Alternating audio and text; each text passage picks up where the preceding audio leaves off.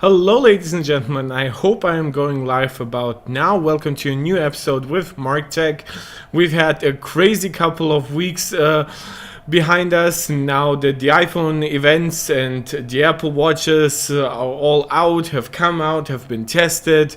Like, I've done live streams, I've done pre-recorded videos. Everybody else and their mother have made videos and more content. So we have talked a lot, we've engaged a lot. The community has grown like crazy, but we are not stopping now. We are just continuing. We're going strong. We are adding more people, and I hope that our engagement keeps growing more deeper and more wider, so more people can be reached, so that people can not just watch my videos but also engage live, ask questions, and help us build a community where we are all interested in tech, where we can all be sometimes maybe a little hyperbolic, maybe a little too enthusiastic, but where we'll fundamentally have a nuanced opinion in the end, where we give all kinds of reviews and opinions a chance, and where we come together as a community, not with necessarily one unified thought,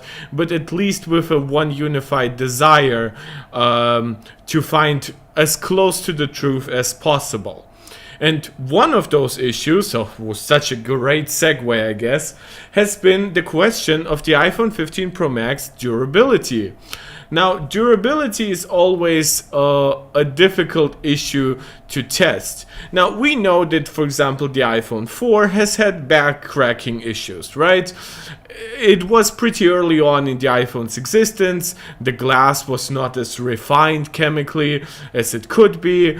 Apple didn't yet know what the right balance between scratch resistance and drop resistance should be. So the iPhone 4 cracked easily, right? Then Apple introduced subsequently new technologies with deeper collaboration with Gorilla Glass, so the Corning company basically, and the glass has become increasingly proprietary to the point where the front glass Apple is now calling ceramic shield. It's their own certain solution, but the glass on the back is somewhat standard from what we should expect. So we were all a little surprised when Jailbreak Everything tested the iPhone, and I reacted to the video and I've made some fun of him doing the and then the iPhone cracking, right? But it's still a valid test nonetheless, and it's a discussion about durability that we should have after this kind of test. So we actually have, though, not just testing, as I call it, but we actually have real durability tests created by real consumer outreach companies. Look, I know that Consumer Reports is like not completely independent in the idea that like, oh, we are just existing to serve like raw consumer interests, but they have been repeatedly very neutral, very like fact focused. They've criticized Apple for issues like the bend gate on the iPhone 6. Again, we can also argue if the bend gate was actually a gate, given that it apparently hit like 2,000 devices. But hey, it was a problem and Apple addressed it. Even if it was a small problem, they still addressed it by using a new aluminum alloy on the 6S, and also ever so slightly more rigid internal structures, right? Well, with the 15 Pro Max, we now are going from the testing of Jailbreak Everything to finally a more scientific test by Consumer Reports. Now, this is the Twitter, so I'll just go really to their source. I think that's true, right? So they have a nice video actually, which is really good. So let me put it on here. So in response to online complaints about iPhone 15 Pro models breaking easily, we put the iPhone 15 Pro Max models we brought through some extra durability testing. One passed our standard drop test. So this is basically they're bringing it up to a certain height. They can really control the materials where the phone lands, given how exactly precise they rotate it and at what speed. They can even control pretty much how it lands. So that's also like, we've also watched, for example, like Everything Apple's Pro drop test, and that one, he admitted himself, was not necessarily very scientific, even though the results were very positive for the iPhone overall. And this is in fact why many YouTubers don't do tests like that, why most YouTubers don't do tests like that. Not just because it would obviously result in the death of many smartphones, but simply because there isn't always that much value to be had if you're trying doing that, you know, like the amateurish way. So out of this, it came out without a scratch, so that's nice. And to celebrate that, cheers, guys.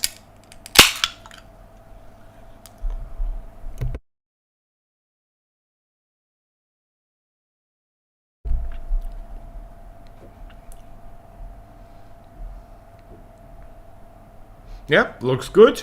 It's literally without a scratch, which by the way, I always want to call that out. Like what Apple is doing with like their like three-dimensional glass, basically, where the glass is like elevated from like your like the rest of the back panel to where the cameras are, right? That's not an easy thing to do while maintaining really good durability. And I think there's a lot that Apple does in their phones that just doesn't get called out enough for being objectively more expensive in research and development, in production, right? The speakers in the iPhone are literally the best in class for any phone that is even remotely close to that size. Sometimes we can talk about gigantic smartphones that are closer to like 8 inches or something. You know, like mini tablets more or something like that, but also usually on the cheap end will usually not even have that great speakers. In previous generations we had like the Pixels with big front facing speakers, but that was a very different way to construct it. It also had other disadvantages. Say hello to our special guest. The haptics in the iPhone are not just fantastic, but have been fantastic for years.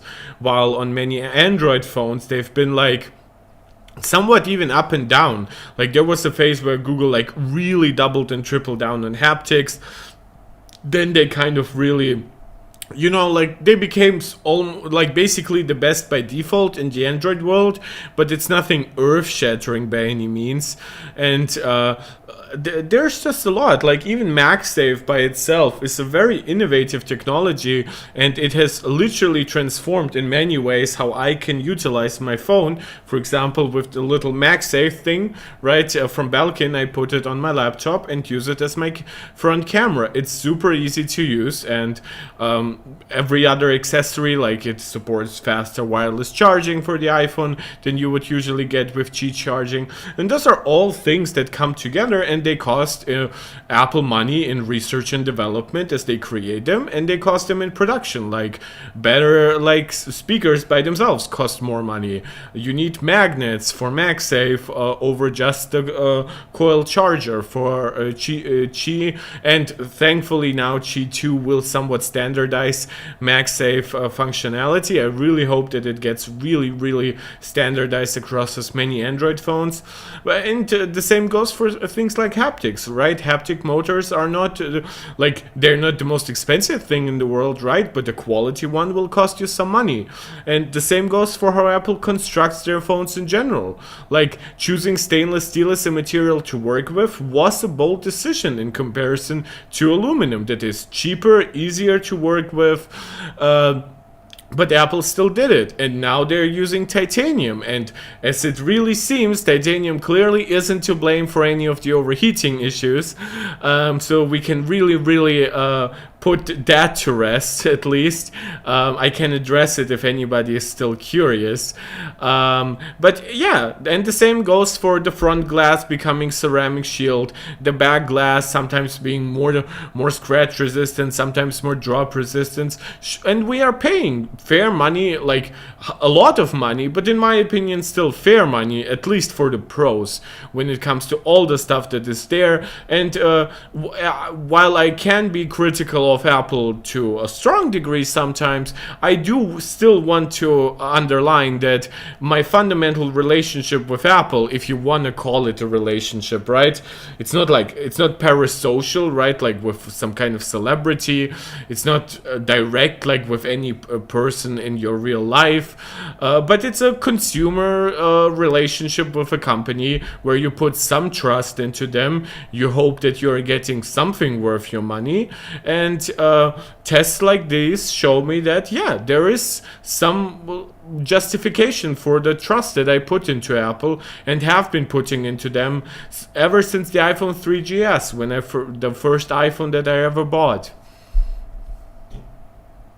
So even after 100 drops on the stone surface in each end of the tumbler, so the device is called a tumbler, I guess, it was still scratchless. Wow, that's amazing. And then they did basically their pressure test. It's similar to, of course, what they've done with every iPhone, but of course the iPhone 6. And this is basically the device. It puts a certain amount of pressure onto it, and it can put it onto a very specific like points on the device, so they really know how to distribute that weight. Sometimes devices will break on certain points, right?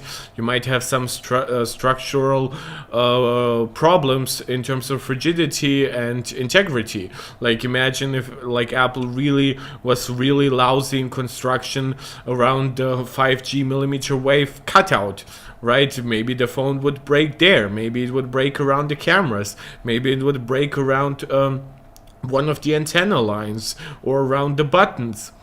So yeah, this is why we have scientific testing, because obviously when you do a test, as I call it, you will not find those results very repeatable.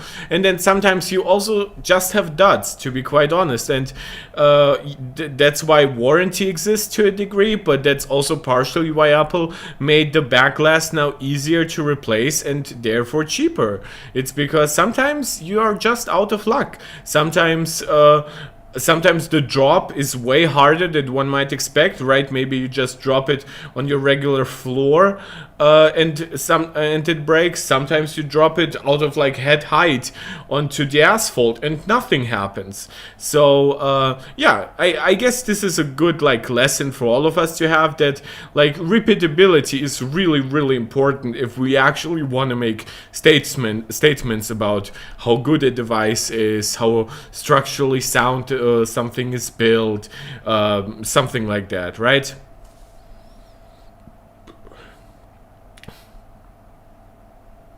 And it's important to say, yeah, the reason why we didn't necessarily call it like band gauge right away is because obviously this device, as it's a glass and metal sandwich, it won't break. Instead, what it will do is the back glass will crack. So yeah, that's why we didn't have Bandgate this year, even though we did get the Jailbreak Everything video. I guess it would be the crack gate or something like that. It withstood 110 pounds of force without breaking or cracking. So it withstood around half of my body weight, less than that. I'm heavier than 220 pounds. I'll admit that for now. But it withstood it.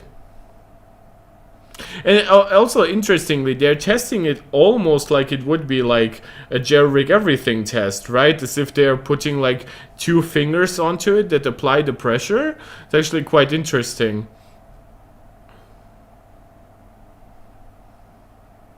Bottom line, just like in 2014, we found no concerns with Apple's latest iPhone.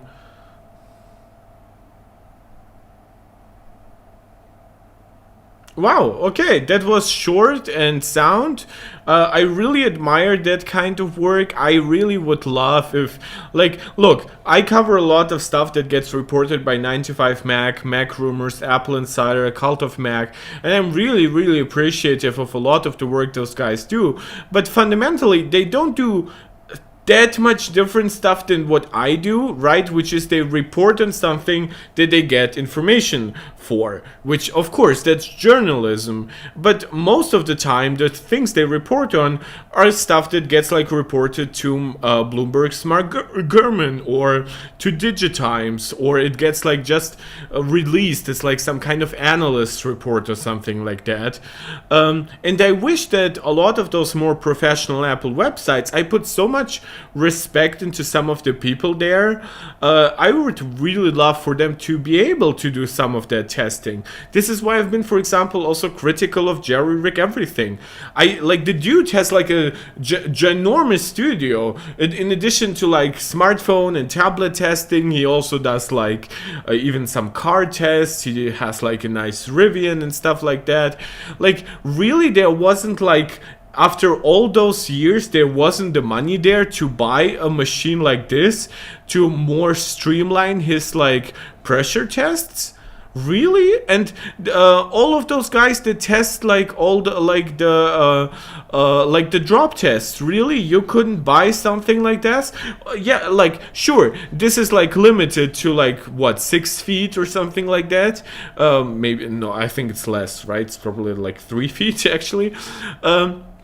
But at least it's standardized, and if it survives there, you can still do an unscientific test for the phone and drop it from like head height or even taller. But then at least you can say, well, for most things in our actually scientific testing, the phone survives, but here in our less scientific testing, the phone suffered those and those kinds of problems. I wouldn't have any problem with additional data. It's just that the base data that we often get is kind of worthless and kind of sensationalized. Like Jerry Everything putting a flame to phones, it's also not really like, even if you wanted to test like the heat resistance of a phone, I guess, which granted, burning oil and shit like that, it's not even remotely correct for a heat test actually. Like there actually are like professional like chambers where you can perfectly replicate certain like environmental pressures and heat, and you can subject the phone or any kind of gadget to it. Obviously, like water testing for like water resistance is not necessarily actually done at 100 meters of depth. There's scientific ways to replicate those scenarios. So to me, it's interesting that we have so many super popular YouTubers who sometimes dabble in that stuff, and mainly it's Jerry Everything, let's be honest. But then in the end, we have to rely on Consumer Reports, who have far less clout, right? Look, people listen to Consumer Reports, and I would say Consumer Reports is a pretty big media outlet overall, right? But look here, cars, home and garden, appliances, electronics, babies, deals, and more, right? It's not like Consumer Report will attract like hardcore enthusiasts like me to always check it out the way I test like 9 to 5 Mac, Mac Rumors, Apple Insider, Cult of Mac, all that jazz, right?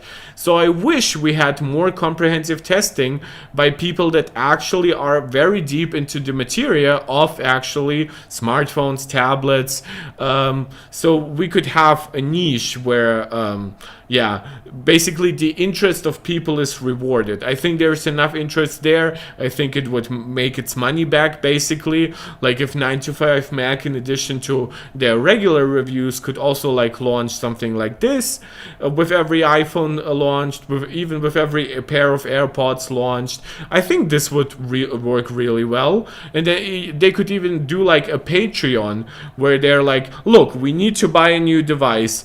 and it because we probably will break our device while doing durability testing. So please support us. And I actually think this would gather a lot of support. I think people would be really enthusiastic to see this kinds of tests being done by people who also, beyond just understanding the durability, also understand the marketing, right? What exactly did Apple say? They understand how the device actually performs in real life. Like, for example, when you go to the end of this article, right? Consumer Reports says that they're also planning to do like battery life testing. Here. They're still doing rain and water resistance tests, along with tests to camera quality, battery life, and other factors.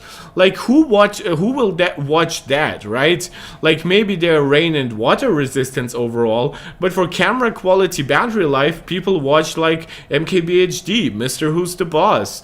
So this is just, I really like this testing. For one, it's scientific. Secondly, it did kind of confirm what I thought, which is that the result that Jerry got was kind of a one-off. And while we did see tests where iPhones cracked somewhat more easily in drop tests than the 14 Pro Max, it's still probably criticism on a very high level. We've had like tests where it like lost against the 23 Ultra, but it's like, I mean, yeah, one cracked a little and the other cracked a lot, but I wouldn't want to run around with a cracked glass whatsoever, so that means that I would replace the glass on both. So it's just this kind of like testing with, it's not just that the testing is unscientific, but it's also the statements, the analysis of that testing is somehow even less scientific overall. So this is kind of my, I guess, media criticism and my thanks for the likes of Consumer Reports for actually providing us with some worthwhile data. So yeah, this was basically my first topic. I think it's an important one. I think we've covered like the overheating stuff, and my video where I discussed that Apple is now promising a software fix for overheating is like literally on the course to become my most successful video ever on this channel. So I really wanted to make sure that my reporting, quote unquote, to any kind of previous durability concerns, it doesn't end with those kinds of things that I've covered. It's whenever there's new data, I am not afraid to make statements about it. Sometimes I'll ignore a couple of things because I believe they're a little ridiculous. For example, the iPhone 12 situation in France, I consider that completely pointless. I guess I could discuss it if somebody's really curious, but there's a reason why I don't cover it on the channel. I think it's a stupid issue. But with this, I think we're all concerned about durability on our devices. We saw a beloved YouTuber test it and the device fail. So it's important that we also obviously give some credence to data that shows another result. And this data is objectively higher quality. So let's continue with our next issue, and the issue is a little sketchy, to be quite honest, right? It's from Majin Buu on Twitter. No, it's not formally Twitter, it's still Twitter, right? X is a garbage platform that is, as admitted by its CEO, is dropping daily users, right? Something opposite to what Elon Musk has claimed, because guess what? Elon Musk lied. Twitter by itself was a company that failed to make a profit and sold itself to a high bidder the second it actually got a high bid. Twitter by itself was not unsuccessful. I mean, sure, it wasn't like highly profitable, but look at Spotify. Spotify isn't really profitable, and nobody's saying that Spotify will collapse tomorrow. This idea that Twitter was doomed was always stupid. Like, yeah, Twitter could collapse, sure, but as long as there was general consumer interest in it, you can always tune ads, you can always tune the algorithm. Like, look at YouTube, right? YouTube has by all accounts, doubled, tripled, quadrupled ads on its platform over the years, but people still watch YouTube. People nowadays pay like $15 for YouTube Premium because they want to then get rid of those ads. And somehow Elon Musk managed to come out with a service for Twitter, right, which was Twitter Blue, which is now what, X Blue? It's like so stupid. And somehow he managed to launch the service that didn't even fully got rid of ads, right? $8 a month was always stupid for a service like Twitter. Because you just don't get the quality content there that you can get on YouTube. You also don't get the same variety of content. What you usually get is like reposts. You get people reposting like short clips of existing YouTube videos. They repost like TikTok videos in like somehow even lower quality. But like the fact that Twitter Blue brought you still half the ads, it's like it's one of the most anti-consumer things I have ever seen. And the fact people didn't even know that when some people were like, "Oh, I have Twitter Blue. Why am I still seeing ads?" And Elon was like, "Yeah, you know, Twitter Blue is getting rid of only half the ads." And I'm like, dude. But let's get back to the topic at hand, which is, are we getting a new Apple Pencil? Now, this, for example, what you see right now is the Apple Pencil 2. The Apple Pencil 2 works with a very wide variety of Apple devices. In fact, it works with the iPad mini, the iPad Air, the iPad Pro, and it has worked with the iPad Pro ever since the 2018 version. Now, there's still the Apple Pencil 1. That one is working with the 9th gen iPad, and through crazy workarounds, it also works with the 10th gen iPads, which don't have lightning ports, so you need a cable to connect USB-C to the lightning on the Apple Pencils. But hey, at least the iPad has any Apple Pencil support. The iPad 10th gen is a shit show. The iPad 10th gen should have been instead a higher value iPad Air, if you ask me, by the way. Apple should have just doubled the base storage of the iPad Air at the same price, or maybe dropped the device in price by like $50, instead of investing research and development into a product that is just objectively worse.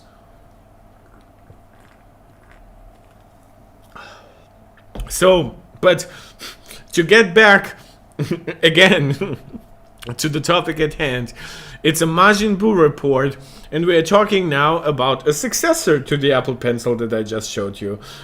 Where do we go from the Apple Pencil 2? By all accounts, the Apple Pencil 2 does pretty much all the things we kind of expect it to do, right? It connects magnetically to the iPad. Which means it charges that way, and it has a really like basically like hardware way to connect to the Bluetooth by encouraging the iPad to connect to whatever just connected to its magnetic charging port to its magnetic charging location, I guess, on the side. I'm sorry, the Coke was a little too much, I guess. It also supports a double tap feature, which can be like undo what I just did on the screen, or change the brush that I'm using. So there is extra functionality baked into it. Now, what would we get from an Apple Pencil 3 potentially? Well, the next gen Apple Pencil will apparently come with different tips for drawing, technical drawing, and painting that connect magnetically.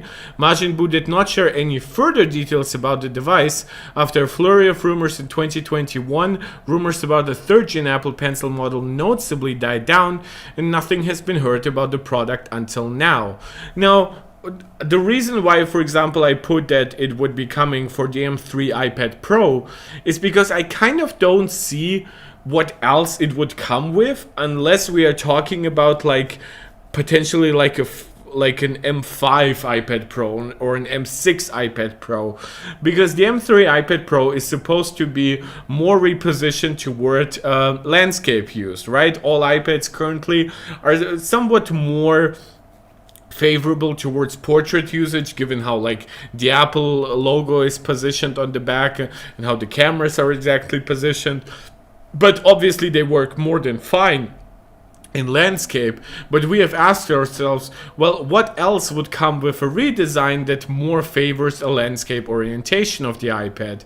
And some people have said, well, if Apple really wants to also do something nice for like the 11th gen iPad, right, something a successor to what I call a little bit of a shit show with the 10th gen iPad, they would need to have an Apple Pencil that connects well to a device, to the long side, right, on top, even if the camera was repositioned towards that line, right, or into that bezel. That's how with the iPad 10th gen, it was repositioned that way, and it's really nicely positioned for like FaceTime video calls and Zoom calls and things like that. But unfortunately, where the camera sits, this is where the iPad Pros and the iPad Airs have their magnetic connector for the Apple Pencil 2 to charge.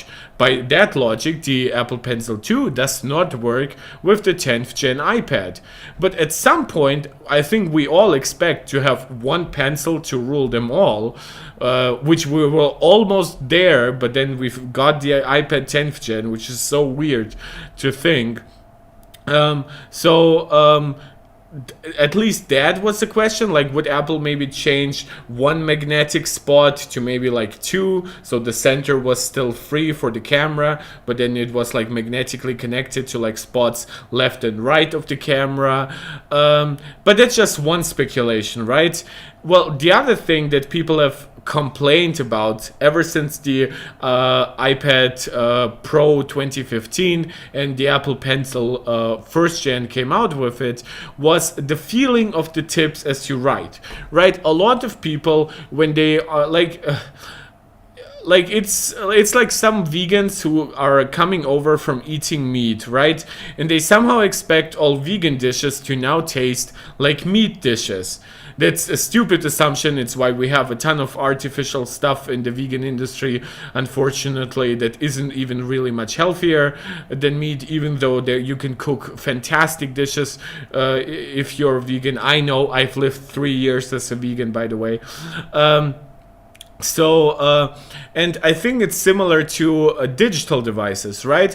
A lot of people expect a digital device to somehow replicate the use and feel of how it felt when it was analog. And in that case, it basically turning your iPad glass into feeling more like a regular notepad and feeling more like writing with a regular pencil on a notepad rather than writing with a digital pencil on a piece of glass. So what would help with that? Well, we could dramatically change the glass composition that the iPads are using, or much more likely is we could change the tip of the pencil. And in fact, ever since day one, Apple Pencil have supported replaceable tips. That's because those tips can get used up after like years of usage, after a lot of wear and tear. I mean, you literally put them against the glass and move them around.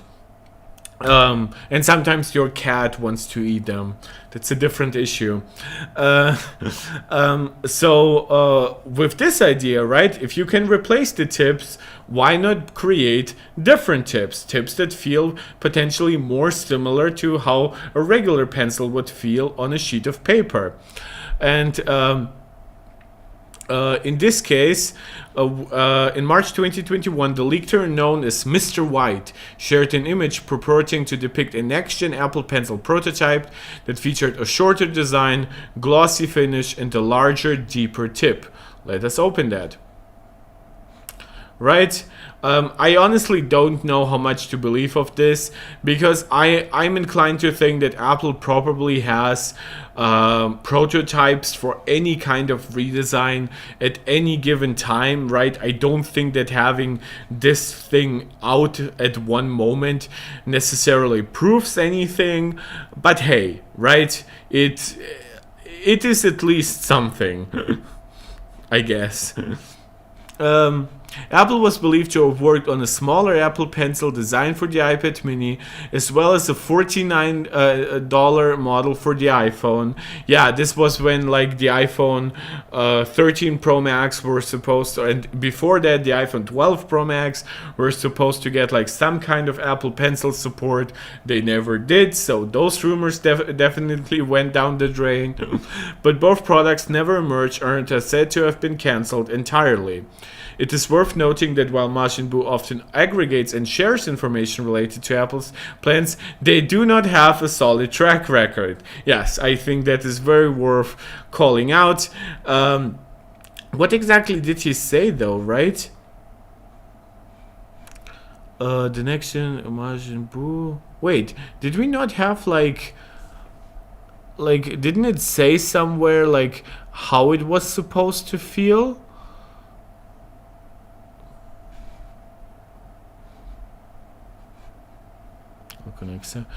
Based on what my source reported, the new Apple Pencil will come with interchangeable magnetic tips that would be like tuned for drawing, technical drawing, and painting. Okay.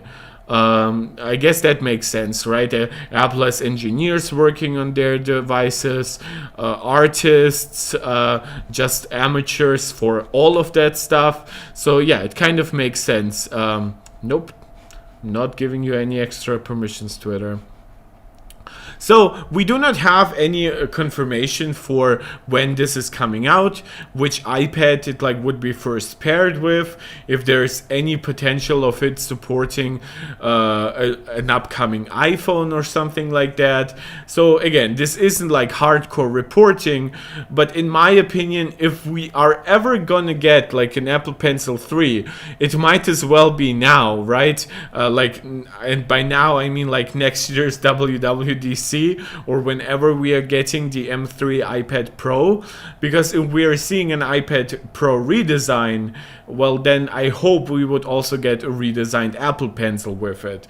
I also hope that it would result in us fixing the problems of like the base iPad, which would be now the 9th and 10th gen coexisting, and neither one supporting Apple Pencil 2, and generally having differently feeling tips might not be a bad idea by any means, given that maybe somebody like an engineer would want to have a slightly different feeling pencil than an artist. Again, I'm neither, so I'm not sure. I use my Apple Pencil a lot, but primarily to scroll on my iPad from a little further away. But I do have a good friend who draws a lot, and she draws very beautifully, and she likes the Apple Pencil too. Maybe I should ask her like what she thinks about the idea of having different feeling tips. Quite honestly, it's kind of surprising that ever since 2015 we did not yet have any kind of tip change to a degree. So yeah, I don't think this is unbelievable. I just think this is very uncorroborated, unfortunately. And you know what else is uncorroborated? Well, our last major topic of the day, which is about the Apple Watch. Now, the Apple Watch has actually had quite a lot of interesting technologies that launched with it, or are even still till this day exclusive to the Apple Watch, right? The Apple Watch, for example, it launched with a system on a package instead instead of a system on a chip, right? That's to make the processor and the logic board all even smaller. It retains all the like water resistance, like exclusive stuff. Obviously, like no iPhone is like certified for like 40-meter diving, for 100 meters of water resistance or something like that. The iPad were Apple's first OLED devices. So before the iPhone 10 in 2017, the iPads have already had OLED screens for a while by that point. And now we're supposedly getting the next gen of display technologies once again exclusively starting in the Apple Watch. Now this is a Weibo leaker with a proven track record for disclosing accurate information about Apple's plans, but as I've said before, this is not corroborated thus far by other sources, and unfortunately this reporting is kind of vague. It's the kind of reporting that I could do, right, knowing what micro LED will mean for the industry. I could obviously say, well, the Apple Watch will get micro LED and the iPhone will get micro LED, right? And at some point maybe even iPads and Macs will get micro LED. But that's a very educated guess. It's very, very likely that this will happen. So in this case, we unfortunately don't have concrete announcements for when it's happening, but the Weibo user known as Instant Digital claims that the next, what he calls worthwhile upgrade for the Apple Watch Ultra users will be Apple's custom micro LED technology. This is important to consider. Like, the OLEDs that Apple already uses are custom. I don't care what people say. Like, LTPO in the wider industry exists thanks to Apple and LG. It's a technology that Samsung managed to replicate without like infringing on any patents, and they've done it really, really well for like LTPO smartphone panels. But LTPO was originally designed for devices like the Apple Watch Series 5 to hit 1 Hz refresh, so that always on display could be very energy efficient. That's why Apple developed it together with LG. You can argue who developed it more. I would say LG probably developed it more so than Apple, but then again, would have LG developed it without the financial backing from Apple and without some really crucial help when it also comes to how you then manage the technology through a good display controller and things like that. And you can see we just had sunset, so now the screen went dark. If this was OLED, if it now would be black, which would be cool. But it's a mini LED screen that I'm using. The source was first to report the iPhone 14's Yellow Spring refresh, a spatial video on the iPhone 15 Pro, and Apple Watch Series 9 minor refresh, as well as the only rumor claiming that the 15 and 15 Plus would feature frosted back glass. So actually a pretty reputable source. That's actually really nice. Apple's plan to bring a micro-LED display to the Apple Watch Ultra is very widely corroborated. Apple has crazy big investments into micro-LED in the long term. It seems to be that plans for micro-LED adoption have largely stalled across all vendors, right? Like even Samsung had like the wall, right? Where you could connect like dozens of somewhat smaller micro-LED panels into like one giant TV. But it doesn't seem to have turned into much more than that, unfortunately. Like premium TVs are still OLED or to something like QLED.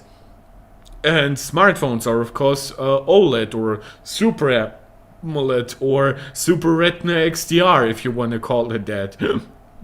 Right? And then laptops are still like, depending on what you actually favor, right? If you really favor high refresh, you might not even use necessarily like an IPS panel, maybe something like a VA panel, but you have like regular IPS, you have mini LED with like local dimming zones, you have some OLED screens that are somewhat now gaining more market share, but this would be the next gen of technology. Micro LED is supposed to replicate most of the advantages of OLED without risk to burn-in and with the potential to be much brighter, with again without any risk to the actual screen. OLED for years has been like known to be somewhat more dim than an LED display, but a lot of it came down to burn-in mitigation, like especially like first gen OLED screens were really, really bad at it in general, and the brighter your image is, the more likely it is to become persistent on the screen. Micro LED, because again it's not organic, would solve that. So that would also, it is also said to have even even better like response times than OLED. So there are some crazy good advantages to be had in the future. So when are we getting this? Well, Apple's plan to bring microLED is widely corroborating. There was a report from Ross Young in January. Let us open that up in a new tab. According to him, the Apple would launch a microLED Apple Watch with in spring 2025. Now that's interesting because Apple does not usually launch Apple Watches in the spring, but maybe we could see an 18-month upgrade cycle from now, right? Maybe we don't get an Apple Watch at all in 2024, but then we get it early 25. With production on the panels destined for the device set to start at the end of 2024. Also, if we are talking about a new technology like microLED and something is planned for spring 2025, don't be surprised if it actually gets pushed to fall 2025 and Apple falls back, so funny, to a fall release. Trendforks claims that Apple's first microLED display will launch on a new Apple Watch Ultra model in 2026 due to supply chain adjustments, but some earlier reports placed the device's launch in 2025. If you wondered why I said that microLED would come for the Apple Watch Ultra and not for like the Apple Watch Ultra 3 or Ultra 4, well, guess what? We simply don't know. The microLED display is expected to be 2.12 inches in size, which would be a 10% increase over the display over the current Apple Watch, which if you want to take a look here, now you cannot see how slim the bezels are, but there definitely is some room here to make the bezels even smaller, and that would line up with a like 10% increase in diagonal pretty well, I would say.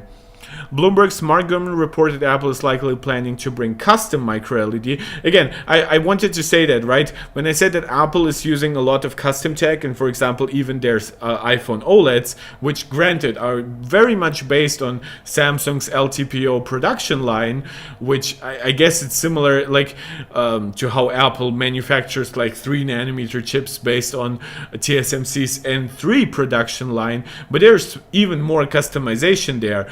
With microLED, there is a good reason to believe that Apple would go like highly custom, because they actually hold a ton of patents and LG holds a ton of patents. So everything suggests that Samsung would not necessarily be able to replicate their production supremacy in microLED the same way they currently hold it with OLED panels. So even if it ends up Samsung producing those panels or LG producing those panels, or hell, if Apple reanimates Japan Display to a degree, right, or finally BOE actually gets some high-end orders from Apple, it stands to reason to believe that a lot of those devices for production would actually be like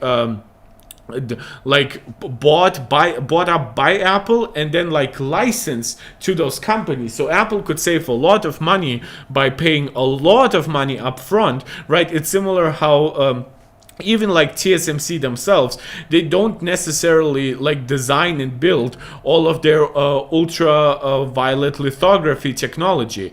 Those are like devices like TSMC and Samsung buying their production machines, and in this case Apple would be buying up those production machines when it comes to microLED production, and then they would give those machines to the like of LG, Samsung, Japan Display, whatever.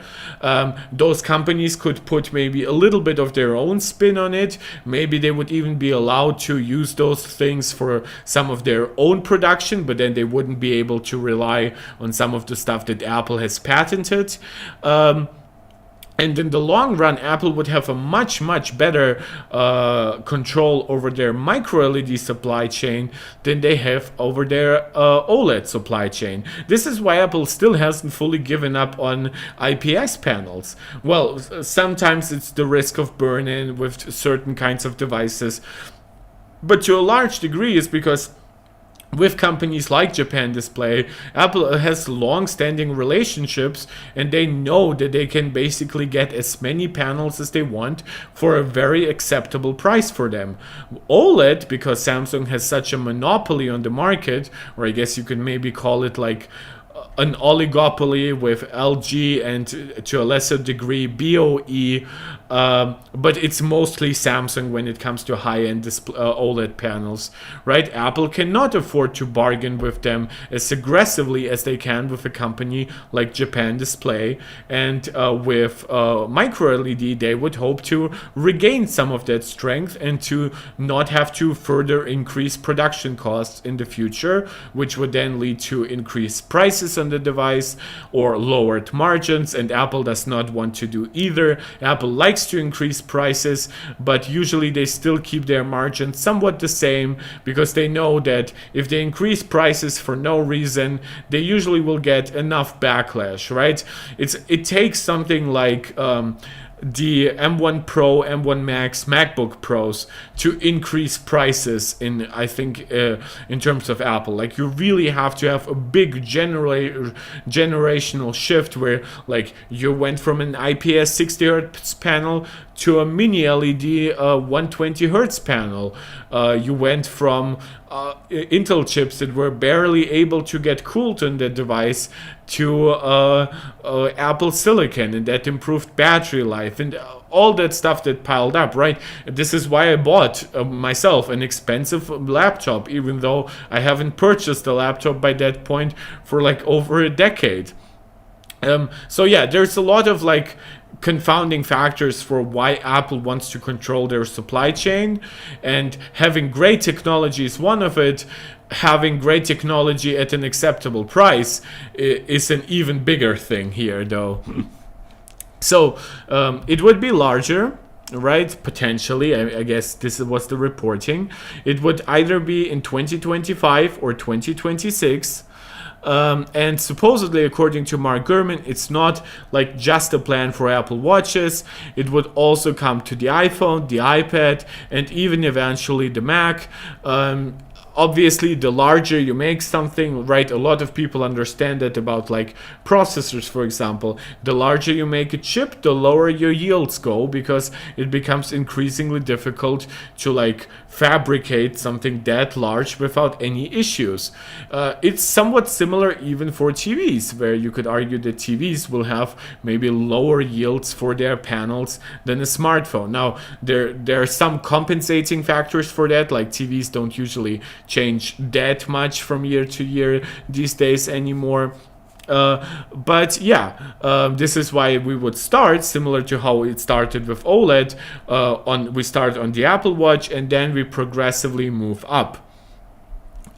It's also similar to how Retina, right, just a higher pixel density, moved up from starting with the iPhone 4, then coming to the new iPad, then coming to the MacBook Pro, so and now essentially being on basically all Apple devices, right?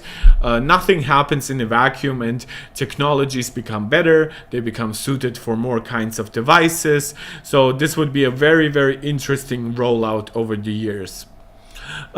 He believes Apple's long-term plan is to bring micro-LED displays to all of its key products. Other reports from DigiTimes, Nikkei Asia, and The Information have indicated similar plans for Apple to transition to custom, again, see how often they use the word custom, micro-LED displays across multiple product lines in an effort to become less reliant on Samsung. Apple has believed to have spent more than 6 years developing micro-LED tech. By the way, guys, I know I've been like, it's not like you have called me out, but I myself have thought about it, right? I react to these reports from the likes of 9to5Mac and Mac Rumors, and of course, I think my cat, I'll be right back.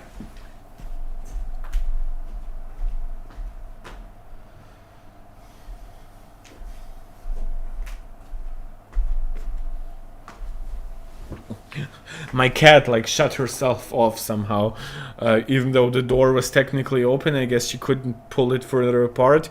The reason why I take those reports and then provide my commentary on top of that is because I believe this is pretty well suited for a live stream, for the kind of live stream content that I do here.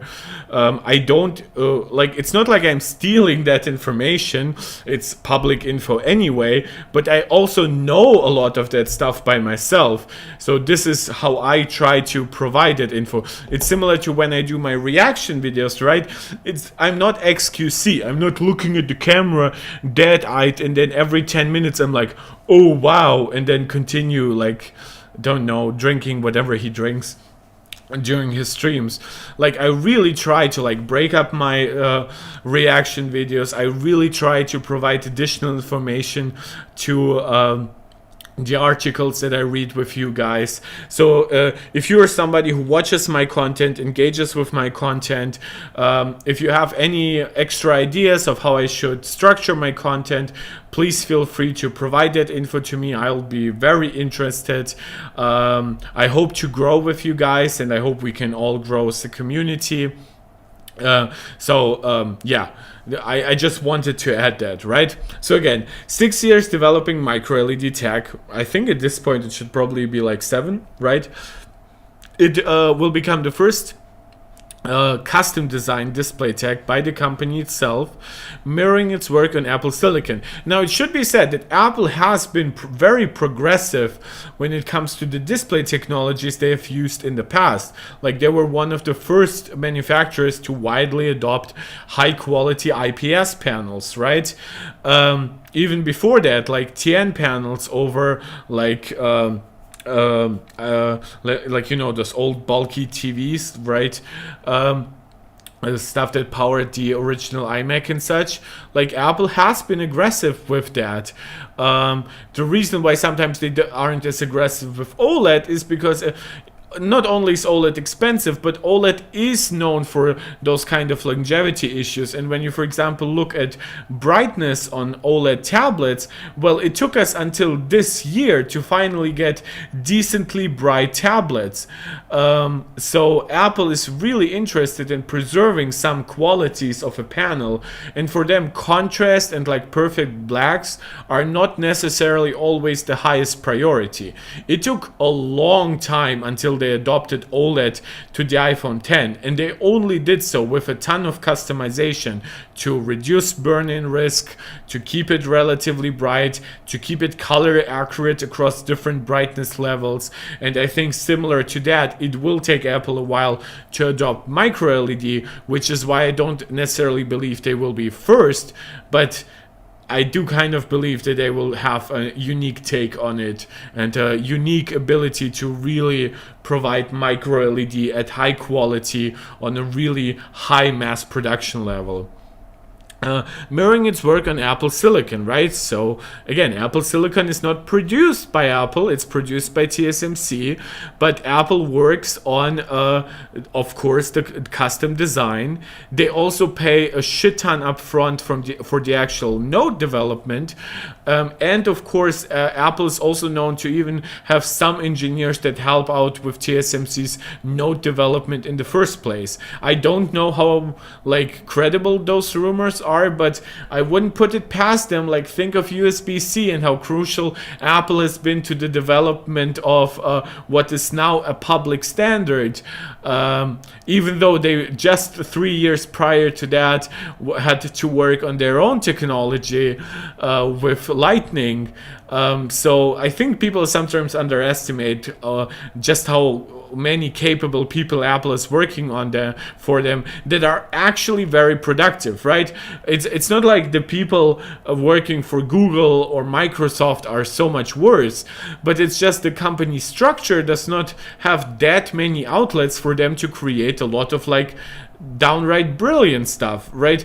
Google has all that huge graveyard, right, where a ton of creative ideas by good engineers went to die, while almost every other service that we know from Google these days, right, like especially YouTube, was either bought or was like an improvement or on an already like largely existing idea. Something, it's not like Google Maps was like this. Well, I guess Google's Earth was kind of revolutionary. I guess Google Maps was easily available, but it's not like Google Maps was ever the highest quality, nor necessarily the most innovative by any means. But because it's Google, they were then able to put in a lot more money.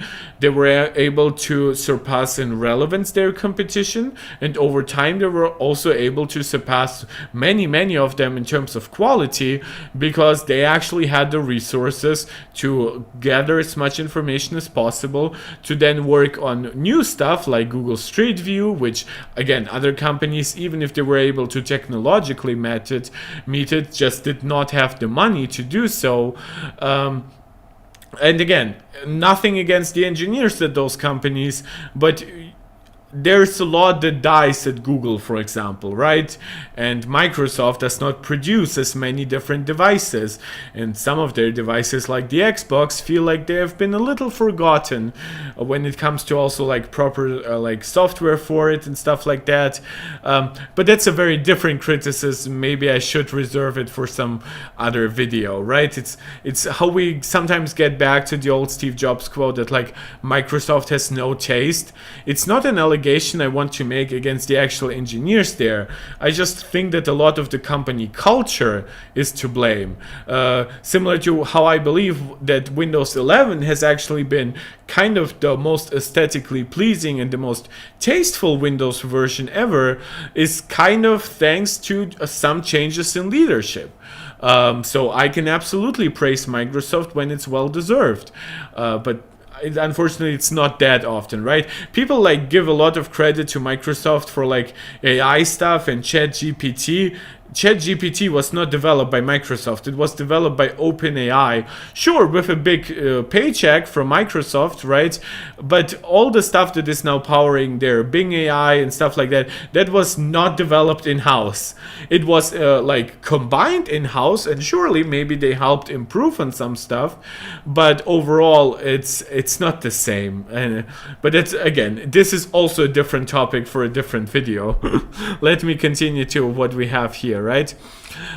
So they've put a lot of time and money into developing MicroLED. It's somewhat similar to their Apple Silicon strategy. And Apple reportedly kicked off the current form of its MicroLED project called T159, or I don't actually know what kind of reference that is. It's not a Terminator reference, right? Copy. It's just...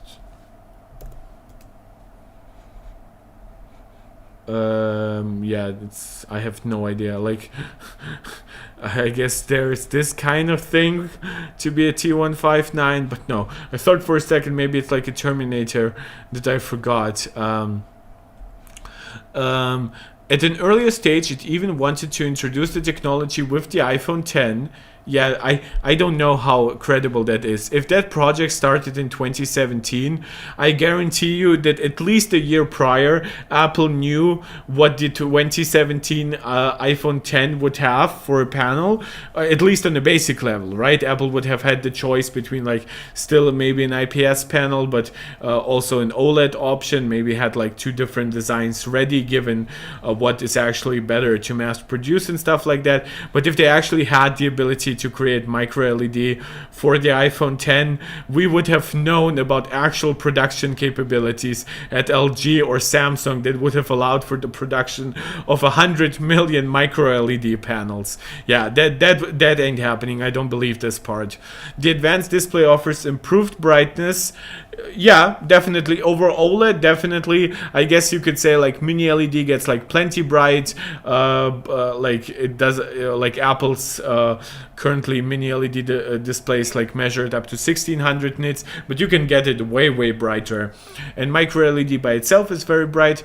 Color reproduction, yeah, I guess accuracy is good. It's also like still infinite black, similar to OLED, which I guess is kind of a color reproduction thing. It's better for viewing angles. Yes, I've heard that a lot over OLED, especially over Pentile OLED. It supposedly makes images look more like they're painted atop the display glass and replace parts currently supplied by companies like Samsung and LG, though the actual like supply would probably still happen through companies like Samsung and LG. It's not like Apple will produce them themselves. Yeah, so this is my video for today. We've talked about what I consider 3 interesting issues. I just wanted to say, you guys, thank you so much again for the incredible support. We are now at almost 5,000 subscribers. Well, I guess 4,700 to 5,000 is still a decent gap, right? It's like 9% or something. Yeah, I think it's a little less than that, but I'll leave it at that. I don't have to do that much math right now. But it's been incredible to see all your support. I will think in the future of doing more short videos and videos that really are highly reactionary, I guess, to very important topics. I think it's hard to replicate the importance of something like the overheating claim, and I do want to keep doing live streams, even though, as you see right now, I again tried a new time for live stream, and we peaked at 4 concurrent viewers, so it's definitely not a time I'm likely to try again. But I also know that Mondays are like some of the worst days to stream, so it's not like I'm disappointed, but you guys can see my line of thought here, right? I have to be careful how I actually invest my time, because it can be a difference between a video being watched 100 times and a video literally being watched several thousand times. But we'll get there. Again, we've had our astronomic growth for about 2 weeks. Give us another 2 months here on this channel, and by us I mean you and me, right? The community. And I think we'll have figured out like the best mix of live stream to VODs, the best length for each video, and stuff like that. This video will be a little short, will be a little over 1.5 hours. I think that's pretty nice. I think that's pretty digestible. I'll try to leave timestamps. I'll have to move out quickly. Maybe I won't be able to do it today, but I'll definitely do it sometime early tomorrow. So thank you so much. I'll see you in the next one. This is Mark Tech, tuning out.